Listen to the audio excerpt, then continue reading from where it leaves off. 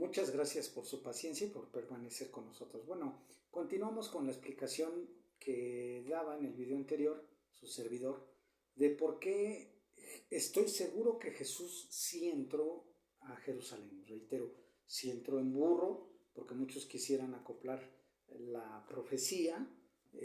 Bueno, pues entonces pudo haber entrado en burro, pudo haber entrado como mucha gente, ya lo reitero, pues era un medio de transporte en esa época.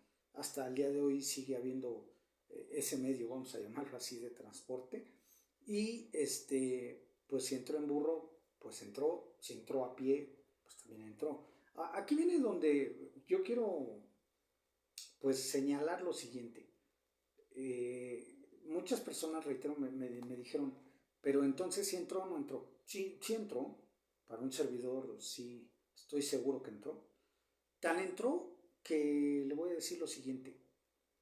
Yo creo que ese pequeño detalle, si no se lo han explicado a usted, si no lo sabe, yo creo que ese detalle, aunque le llamen pequeño a veces, yo le llamo enorme detalle, fue lo que lo llevó, casi estoy seguro, como otros tantos factores que lo vamos a ver más adelante en otros videos, pero estoy seguro que eso fue lo que el detonante para que el imperio romano, bueno, el gobernador, se diera cuenta que había, permítame la palabra, porque yo creo que así lo pensaron los gobernadores, bueno, el gobernador romano de ese momento, y mandó a sus soldados o X cosa, pero casi estoy seguro que en ese momento ha de haber pensado que era otro alborotador que venía a derrocar el imperio en Roma, o sea, lógicamente el imperio romano, establecido en Judea. Entonces, esto es un detalle que por medio de libros, de historia, usted se va a informar, si a usted le interesa la investigación, yo lo invito, usted se va a enterar de que el gobernador de ese momento, ¿verdad? Puesto por Roma, reitero, el gobernador romano, si veía a más de 10 personas juntas, se consideraba un hecho de conspiración en contra del Imperio Romano, o sea, que iban a derrocar al Imperio Romano, o sea, que tenían malas intenciones, que querían quitar del poder, para que usted me comprenda un poquito más. Entonces estoy seguro que este detalle llamó mucho la atención del gobernador, porque recordemos que Jesús venía de hacer un milagro, el milagro de Lázaro, o de Lázaro, como se le conoce, de resucitarlo, y mucha gente dio testimonio que Jesús lo levantó de en medio de los muertos. Este detalle es simplemente se lo estoy diciendo a usted, algún día analizaremos lo que pasó. Y mucha gente me pregunta si Jesús hacía milagros o no. Y la respuesta es que sí, sí los hacía, tenía el poder para hacerlos, pero en otro video explicaré cuál es el punto de vista de un servidor, ¿verdad? Bueno, entonces el Imperio Romano vio un grupo de alborotadores que tenían como líder a Jesús. Estos eran sus apóstoles, lógicamente, y toda la gente que venía, pues siguiéndole, ¿verdad? Esperando que hizo un milagro. Otros, reitero, estaban esperando, como me atrevo a decir, como Judas, que estaba esperando una revuelta, ¿verdad? Una revolución, una guerra o una especie de guerrilla, que más adelante también veremos por qué Judas se amargó en su corazón. Yo creo que se hartó de estar esperando la revuelta revolucionaria que él esperaba que Jesús hiciera, pero Jesús venía más que a una cuestión de guerrilla, más que otra cuestión de otro interés, yo creo que venía para una reforma religiosa. O sea, Jesús venía con un ideal, por así llamarlo, de decir, pues no, ustedes interpretan la escritura así, pero no es así. O sea, cada quien la ha interpretado como quiere y cada quien la ha escrito como quiere, pero yo vengo a aclarar que ese punto está incorrecto o está mal aplicado o no está llevado a cabo. Esto es lo que quería hacer Jesús. él se refería siempre, reitero, por ejemplo, en uno de los pasajes dice que al nacer de nuevo, en otras Biblias dice el nacer de arriba, el nacer en lo espiritual, ¿sí? Depende de qué traducción esté usted leyendo, está ahí el contexto de lo que él viene, pero bueno, o a lo que él venía. Pero fue mal interpretado, reitero, y bueno, de ahí entonces empieza la observación a cada momento, si ya de por sí era observado Jesús por sus hechos, por sus actos, por sus palabras, pues se enfocaron todavía más las autoridades romanas. Y es que hago esta aclaración porque la mayoría de gente que es religiosa, la mayoría de la gente que no ha estudiado con una seriedad las escrituras, si usted le preguntara quién mató a Jesús, van a decir que los judíos, y que Poncio Pilato era un buen hombre que se lavó las manos, ¿verdad? Que dijo, pues yo se los entrego a ustedes, ustedes deciden bajo su ley, ¿verdad? Y bajo su ley, entonces ustedes se hacen cargo de él, y si va a la que ya vamos a entrar en detalles más adelante, en que si va a la, vamos a ponerlo así, a la muerte, no mencionemos si va a la crucifixión o si va a la X o al empalamiento, vamos a entrar en esos detalles, pero si va a la muerte es por culpa de ustedes. No, en la historia real, o al menos la que nos han transmitido y la que hemos investigado, la verdad es que el único culpable, o los únicos culpables de haber llevado a la muerte a Jesús, fueron los romanos. Y es que quiero explicarle algo. Cierto es que había mucha religión en el momento en que Jesús estaba, como hasta hoy, y que hay personas involucradas en la religión que no les conviene, por así decirlo, conocer un tipo de pensamiento diferente al que está establecido, porque esto va en contra de sus intereses económicos, personales, de prestigio, etc. Entonces, como hasta el tiempo de hoy, reitero, pues Jesús representaba un peligro también para ellos. Recordemos que el Imperio Romano estableció también, de alguna manera, a los sumos sacerdotes, ¿verdad? Porque los sumos sacerdotes se prestaban también para servir al Imperio Romano. Lo vamos a ver más adelantito. Entonces, bueno, dándole el contexto histórico de todo esto, entonces quien lleva a la muerte son los romanos a Jesús. Y le voy a decir por qué. Porque si usted revisa las leyes judías, vamos a llamarlo así, el Antiguo Testamento. Si usted revisa el Antiguo Testamento, la Torá, como le llame, el Tanakh, hebreo, como usted le llame, se va a encontrar con una muy agradable sorpresa que ninguno de los mandamientos le da autorización a otro hombre tanto a tomar un juicio para matarlo o menos para que sufra una tortura de este tamaño. Y si es que usted me encuentra un pasaje, porque sé que va a encontrar varios pasajes en donde dice, no, es que aquí dice que tendrían que apedrear a la tal mujer, que tendrían que apedrear al tal hombre, ¿no? Si lo encontraban en adulterio, en esto, o sea que sí había pasajes donde podían matar a las personas. Bueno, quiero decirle que esas leyes se extrajeron de otras leyes para tener un control sobre la sociedad y sobre los deseos sanguinarios de muchas personas. Pero estas leyes no fueron dadas por el Creador. Y usted se va a encontrar muchas. Por ejemplo, le voy a mencionar una brevemente.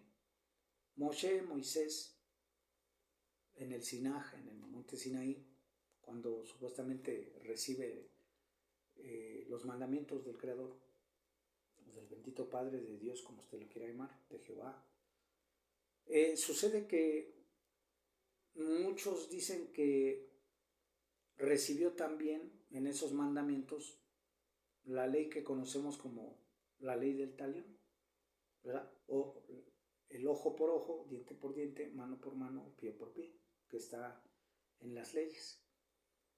Pero si usted revisa en la historia, se encontrará que muchos, me atrevo a decir, ahora sí que muchos siglos antes, esta ley ya estaba formulada y la escribió en, vamos a llamarlo así, en un monolito, en una piedra, un rey llamado Hammurabi. Y Hammurabi escribió el ojo por ojo, mano por mano, pie por pie, ¿verdad?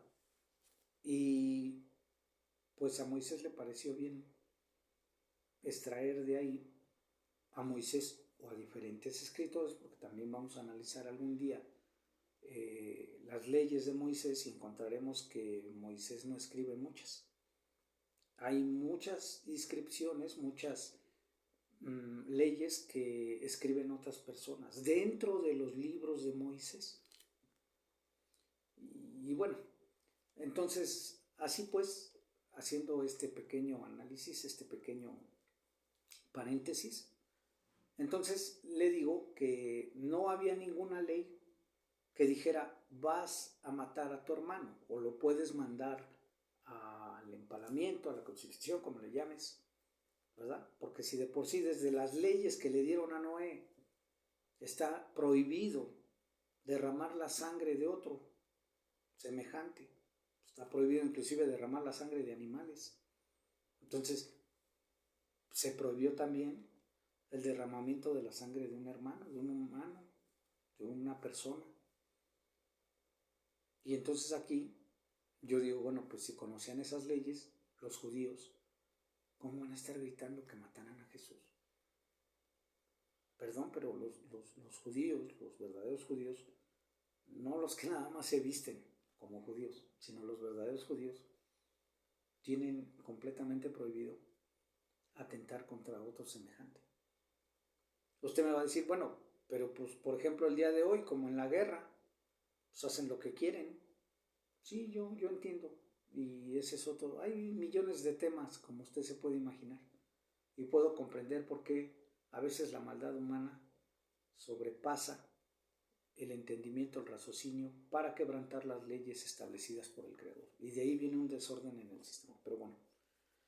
Entonces, probablemente los que gritaban, si es que alguien gritaba que lo crucificaran, pues eran parte del imperio también, que les convenía servir al imperio y que veían en Jesús una amenaza política, porque ya estaba teniendo muchos seguidores, porque estaba hablando con verdad, porque sus sermones impactaban a la gente de tal manera que tenían una modificación en la psique, o sea, en el pensamiento, en el cerebro, y entonces empezaban a cambiar su forma de ser, su forma de comportarse. Entonces, para un servidor, este punto en que entra Jesús como un libertador, no que, reitero, no que iba a libertar políticamente a Israel de Roma, sino que los iba a hacer, por así llamarlo, libres, no esclavos de sus deseos. Pero bueno, eso no fue interpretado por los romanos. Y los romanos son los que se encargan de darle muerte a Jesús. Reitero, hay pasajes que inclusive contradicen los dichos de muchas personas que dicen, es que los judíos fueron los que lo mataron. Y luego, no es que ningún judío, o bueno, así se expresan, no hay judíos que aceptaron a Jesús. Y yo digo, bueno, ¿y los que lo estaban siguiendo qué cosa eran? ¿Españoles? ¿Mexicanos? ¿Los apóstoles qué nacionalidad tenían? Pienso que eran judíos. Por ahí a lo mejor uno no, pero pues la mayoría eran judíos. Inclusive, quien esparció la palabra, o sea, sus seguidores de Jesús, quien esparció el evangelio, pues eran judíos. Y aquí lo incoherente de muchas religiones que tienen este antisemitismo, o sea, son enemigos y se han vuelto a veces por malas enseñanzas, por pésimas doctrinas, porque también ellos no han investigado, porque llevan su responsabilidad y solo se dejan llevar por las palabras de personas que inclusive se han vuelto al odio contra el pueblo judío. Por esta razón le explico todo esto, porque, reitero, a Jesús lo mataron los romanos, de la mano de Poncio Pilato. Poncio Pilato no era lo que le han plantado en las películas. Un hombre que dice, me lavo las manos, yo no soy culpable de la sangre, ¿verdad?, de este inocente.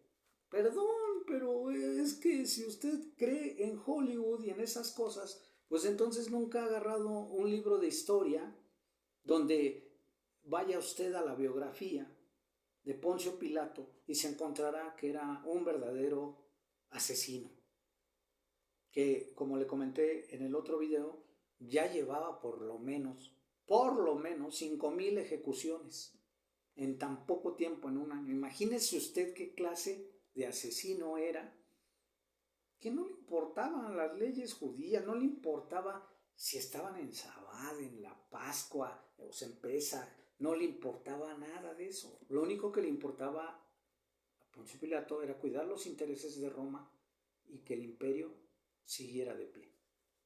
Eso era lo que le importaba. ¿A costas de qué? A costa de lo que sea, de la vida de los humanos que tenía que matar, que entorpecían el camino de Roma. Veían, reitero, 10 personas juntas, están en contra de Roma, dispárselos. Si no se disparsen, mátalos. Y que el pueblo vea de qué tamaño es el castigo, que la muerte de Jesús fue cruel, despiadada, sin un grado de compasión. Y yo creo que hablando así, pues usted va teniendo otra perspectiva de quién era Poncio Pilato, antes de que entremos a ese punto. Perdón, ahora, entonces ya ve que para un servidor sí entró Jesús a Jerusalén. Bueno, ahora, retomando un poquito del anterior video lo que le comentaba. Entonces, me invitan a la procesión y yo voy a la representación de la procesión y voy como cuando simulan ellos que Jesús entra a Jerusalén. Entonces ya le comenté que venían también gritando viva el Rey, viva Dios, gracias a Cristo, viva también Francisco de Asís. Bueno, ya casi decían viva el párroco de la parroquia, ¿no? Entonces una persona que no está relacionada con el contexto religioso, pues va a decir, pues sí, es que dijeron de Francisco de Asís, pues Francisco de Asís, pues yo creo que fue uno de sus apóstoles, no sé, pienso que sí. O sea, aquí lo que quiero explicar no es malo en sí ignorar detalles, ignorar nombres, ignorar datos, no es malo, yo nunca he dicho que sea malo. La ignorancia es parte de la sabiduría también tiene una función, siempre lo he dicho. Pero aquí a lo que voy, cuando se confunde a la gente de esta manera, entonces es cuando se empieza a hacer todo el sincretismo que ya le dije, toda la revoltura de varios elementos para que se diga lo que yo quiero decir bajo mis intereses, bajo quien modificó este libro.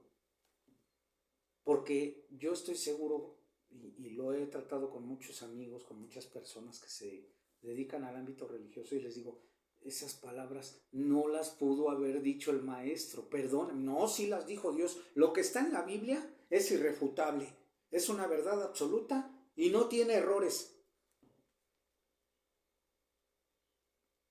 De verdad. ¿Quién le dijo semejante mentira? Sí, de verdad, se lo digo yo. ¿Quién le dijo semejante mentira? Que el libro que hoy tenemos en nuestras manos llamado Biblia, llámese la versión que se llame, tiene un sinfín de errores. De verdad. Y no quiero que con esto usted se decepcione y diga, No, pues entonces ya no leo la Biblia. No, pues entonces ya no tiene sentido esto. Pues si no es verdad mucho de las cosas, otras cosas se contraponen. Si Jesús no era así, bueno, entonces usted comprométase. Usted tiene entonces ahora el compromiso de buscar la verdad.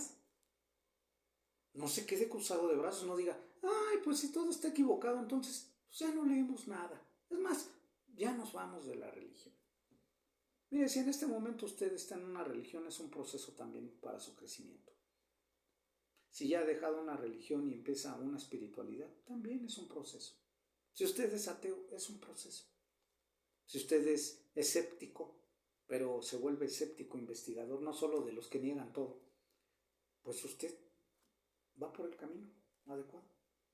Y algún día, como un servidor que está buscando la espiritualidad, puede ser que algún día la encontremos, la comprendamos y sobre todo la llevemos a cabo. Entonces, ¿por qué le digo esto? Quiero leerle un pasaje rápidamente que está en el libro de, bueno, en el Evangelio, dice así al principio, según Mateo. Yo diría según todos los que le metieron mano, porque Mateo probablemente no dijo tampoco estas cosas. Pero alguien metió la mano y así nos llegan las Biblias, como este momento, que voy a leer el pasaje que está en Mateo 21, en el pasaje 18, capítulo 21, pasaje 18. En el encabezado de la Reina Valera, de la Biblia Reina Valera 1960, dice, maldición, así dice, maldición de la higuera estéril, o sea que no da fruto. Pues es lógico que no dé fruto en el tiempo en que no tiene que dar. Pero mucha gente brinca ese punto y se va a enfocar en el supuesto poder del que llaman Dios o Jesús para que seque un árbol, porque no da una fruta, porque no dio fruto. Le voy a leer el pasaje. Le voy a dar las dos referencias que tengo del pasaje, que una está en Mateo 21, en el pasaje 18, y la otra la va a encontrar en Marcos 11, en el pasaje 12. Lo leo rápidamente, ya que apelo a su comprensión y reitero, no puedo hacer videos muchos más extensos, no quiero tampoco cansarlo, reitero, pero quiero que cada uno lo analice usted, cada video, así por eso es corto. Entonces, dice, en Mateo 21, 18, dice, por la mañana, o sea, al otro día después de que entró en Jerusalén, dice que por la mañana, o sea, al otro día, después de todo esto que ya comentamos en videos anteriores de que la entrada triunfal a Jerusalén, dice, por la mañana, volviendo a la ciudad, tuvo hambre. ¿A quién se refieren? A Jesús. Tuvo hambre. Todos los hombres tenemos hambre. No conozco un humano que no tenga hambre. O puede ser que se la aguante y que viva sin comer un tiempo, pero después definitivamente va a tener consecuencias. Puede ser hasta la muerte. Pero bueno, aquí dice que tuvo hambre, características de un humano. Tuvo hambre y viendo una higuera cerca del camino vino a ella y no halló nada en ella. Me imagino que se refieren al fruto, no halló fruto, sino hojas solamente y le dijo, nunca jamás nazca de ti fruto. Nunca jamás de ti nazca fruto. Y luego se secó la higuera. Sí, Jesús dijo esto y como Jesús tiene el poder para secar la naturaleza, pues se secó. Perdón, a veces leemos, al menos un servidor. Cuando yo llegué a una iglesia yo leía estos pasajes y me imaginaba y decía, no, pues le dijo que se secara, se echó, o sea, se secó el árbol completamente. ¿Cómo pasaría? De un segundo a otro que se secó, o de un momento a otro que se secó. Y la mayoría de los pastores a quien les pregunté yo esto, no me supieron dar una respuesta que me convenciera de lo que estaba yo leyendo. Usted créalo, porque si no lo cree, le falta fe. Usted créalo, más adelante entenderá. Ahorita no entiende esto porque es un bebé. No le podemos explicar porque no lo entendería. Esa clase de respuestas obtuve y me parecía que su servidor era un descerebrado. Perdón, pero estoy haciendo una pregunta que parece coherente. En ese momento yo decía, porque ¿cómo puede ser posible que se secó de un momento a otro la higuera? Y luego dice más adelante, no sé si usted también ha hecho preguntas y le dicen, no es el tiempo, está usted muy nuevecita, no comprendería estas cosas. Y con todo respeto a veces lo tratan a uno como si tuviera un retraso mental o una neuroplasmia. Entonces, con todo respeto, pues no la tenía. Yo tenía curiosidad por saber, yo tenía interés de que me aclararan esto. Y mire que pasaron cerca de casi 10 años para que alguien me lo aclarara. Y fue precisamente un moré, le llaman moré, un maestro que comprendía las cosas hebreas, bíblicas, y me explicó qué era esto. Hasta dije, no, pues siendo así, sí, ya comprendí. No, pues es que, discúlpeme, tenía esa duda, y bueno, ya me la aclaró. Entonces dice más adelante, en el 20, viendo esto, los discípulos decían maravillados, ¿cómo es que se secó enseguida la higuera? Aquí se seca enseguida. Y le hago la aclaración, porque allá en Marcos 11 no se seca enseguida. Sí, le va a parecer increíble, pero es que sí, ahorita se lo voy a leer y se va a dar usted cuenta. Entonces dice, ¿cómo es que se secó enseguida la higuera? Respondiendo Jesús les dijo, no, reitero, es que no comprendí la respuesta. Y dice, respondiendo Jesús les dijo, de cierto os digo, que si tuvieras fe y no duraréis, no solo haréis esto de la higuera, sino que si a este monte dijereis, quítate y échate en el mar, será hecho. Y todo lo que pidiereis en oración, creyendo, lo recibiréis.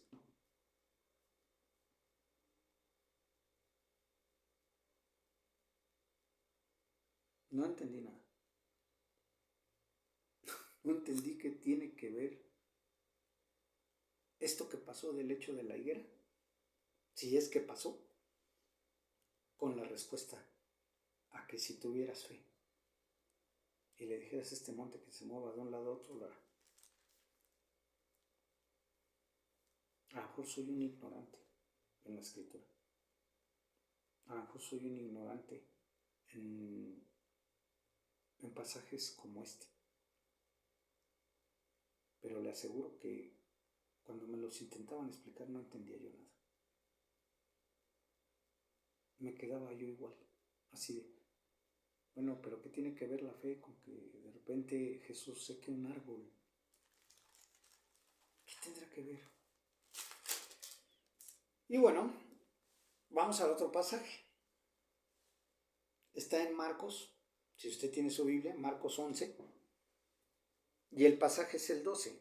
Y el mismo encabezado, alguien se lo puso ahí, ya explicaremos quién, pero alguien que interpretó este pasaje, porque en una Biblia que su servidor tenía inclusive, la cual doné hace muchos años, mi Biblia no tenía lo que ustedes llaman versículos, mal llamados versículos, pero bueno, no tenía versículos, pasajes, no tenía capítulos, estaba corrida así toda. Entonces, la comprensión creo que era un poquito mejor a que ir pausando cada uno y lo que entendió alguien se lo pone arriba de lo que él entendió. Entonces dice maldición, también dice maldición de la higuera estéril. Está en Marcos 11:12. Dice, al día siguiente, cuando salieron de Betania tuvo hambre. ¿Quién? También Jesús. Y viendo de lejos una higuera que tenía hojas, fue a ver si tal vez hallaba en ella algo. Pero cuando llegó a ella, nada halló sino hojas, pues no era tiempo de higos.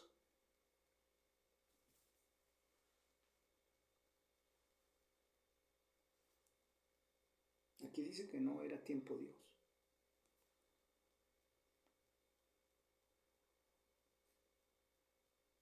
Entonces, un detalle que allá en Mateo, perdón, no está. Y aquí en Marcos sí. Y yo creo que si usted apela a la razón, yo si estuviera al lado del maestro, si hubiera estado, le hubiera dicho, maestro, pero pues, buscas fruto, buscas higos, no es temporada de higos. Y si el maestro hubiera dicho, de todos modos la maldigo y que se seque, digo mal sobre ella, que se seque. Maestro, pero ¿por qué? Pues si no es temporada.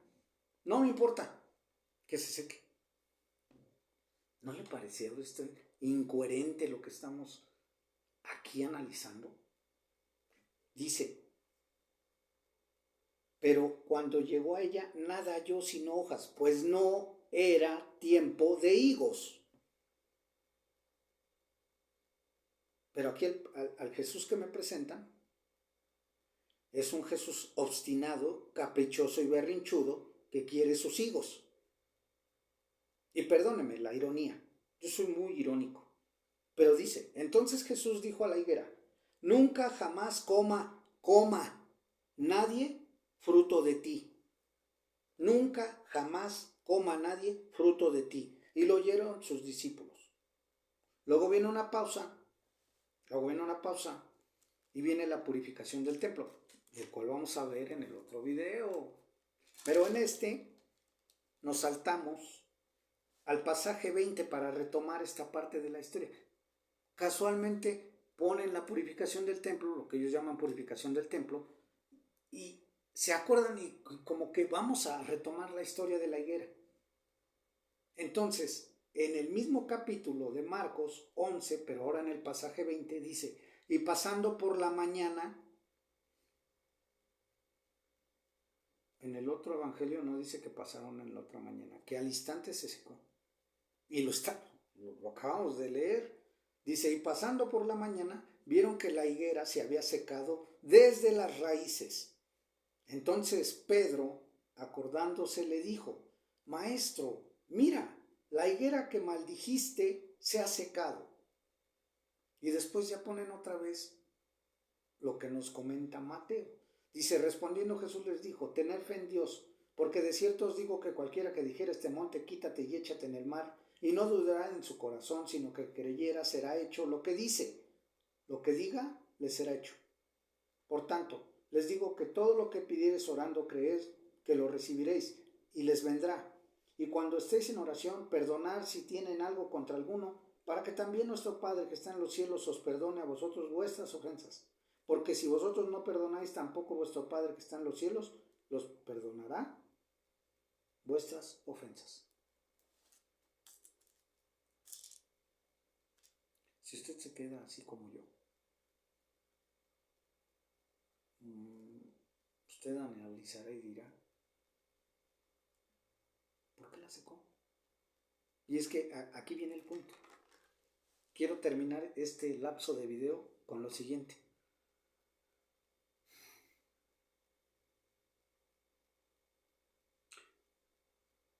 En las leyes importantes, lógicamente judías, y inclusive en el Nuevo Testamento, dice que no hay que ser maldiciente, que no maldigamos. Pues aquí Jesús está violando todo. Y me atrevo a decir que es uno de los pasajes que no existió. O sea, no el pasaje, porque usted me va a decir, bueno, está leyendo el pasaje, existe lógicamente. No me refiero a que históricamente, al menos para mí, este pasaje no debería de estar, al menos para mí. Ya sé que muchas personas me dicen hereje, eso ya hasta lo voy a adoptar como mi apellido, Silverio hereje, pero me digan lo que me digan, pero perdóneme, no veo a un Jesús maldiciente. No veo, le dice aquí según, ¿no? Pedro, maestro, la higuera que maldijiste se ha secado. Perdón, pero no dice que de nuestras bocas no salga maldición sino bendición. No dice que no seamos maldicientes. Ahora sucede que un hombre llamado Pablo, pues le tiene que dar instrucciones a Jesús. Si lo hubiera oído, le hubiera dicho, no seas maldiciente, no maldigas, bendice. ¡Qué barbaridad! En la Biblia encontramos mucha serie de árboles, muchos tipos de árboles, y inclusive, si usted me permite así, muchas veces se hacen comparativas que nosotros somos árboles. Una similitud, también, pero que nosotros somos como árboles plantados junto al río, que nosotros somos como los árboles silvestres que aplauden al Creador, Isaías, que nosotros somos árboles que tienen que dar buen fruto. Está en el mismo Nuevo Testamento, en los Evangelios. Porque si se supone que Jesús enseñó a perdonar, lo acaba usted de oír en el mismo pasaje, a perdonar, pues ¿por qué no perdonó a la higuera? O sea que depende del factor. No, es que es un árbol, entonces sí lo puedo maldecir. No es cierto. Muchos maestros judíos le enseñan que usted no puede maldecir a la naturaleza, sino que tiene que admirarla, agradecer por ella y bendecirla. ¿Sabe por qué? Porque la naturaleza que usted ve está hecha por las manos del bendito Creador Todopoderoso.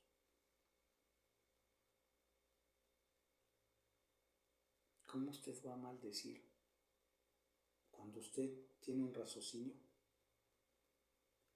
y una mente comprensible y un corazón?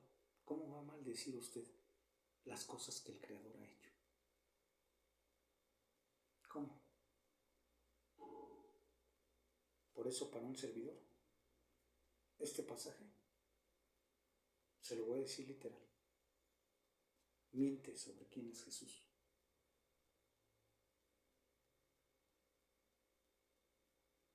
Porque aquí me presentan a un Jesús maldiciente. No, yo sé que usted va a hacer un análisis profundo y va a encontrar las palabras para defender el pasaje y decir, no, es que pues si no da fruto, que lo corte, y así está establecido más adelante. Los que no dan fruto, que los corten. Perdón, al menos voy a hablar por mí. Yo no soy una persona que tenga los más excelentes frutos, ¿verdad? Y hasta el día de hoy veo la compasión del bendito Creador en mi persona. Y si le platico quién era yo hace más de 20 años, no, hombre, no merecía ni estar, pero ni un solo día. Y si este Jesús que me están presentando en este texto me hubiera visto, me aniquila. Me aniquila porque me hubiera dicho, no, no hay oportunidad para él, no hay compasión, no hay, como le llaman, misericordia. Se acabó, que se seque.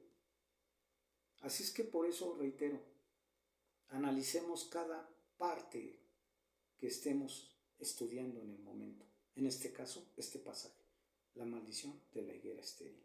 Para un servidor es algo que no creo que un ser como Yahshua, como Jesús, haya hecho. Porque no tengo la percepción de un Jesús maldiciente.